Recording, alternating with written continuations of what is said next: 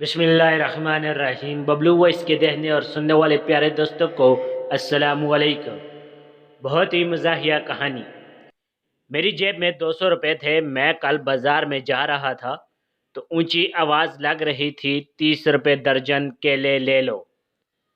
मैंने कहा चलो आज लेता हूँ 1 दर्जन। तो मैंने यार 1 दर्जन केले ले लिए।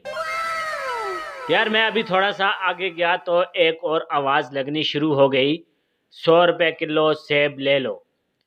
अच्छा यार मैंने सोचा चलो ये भी ले लेता हूँ 1 किलो। अच्छा यार मैं थोड़ा सा और आगे गया तो मुझे और आवाज़ सुनाई दी। मुझे ये आवाज़ सुनाई दी कि एक बार इनको खाओगे तो बार बार आओगे। खैर मैं उसके पास गया तो कुल्फ़ी वाला था।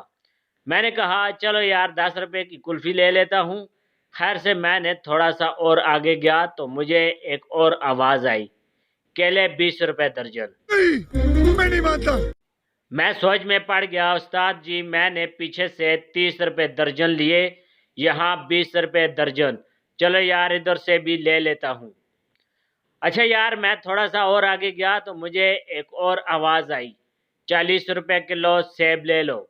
मैंने सोचा मैंने पीछे से 100 रुपये किलो लिए, यहाँ से 40 रुपये किलो, चलो यहाँ से भी ले लेता हूँ।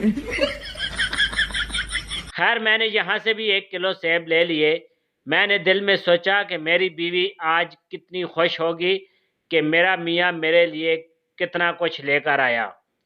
खैर से मेरे 200 रुपये पूरे हो गए। मैं घर रवाना हो गया। मैं मोटरसाइकिल पे सोचता आया कि आज मेरी बीवी बहुत खुश होगी। मैं जैसे ही घर आया मैंने सारे फ्रूट वाले शापर रख दिए और मेरे जहन में आया मेरी तो शादी ही नहीं हुई।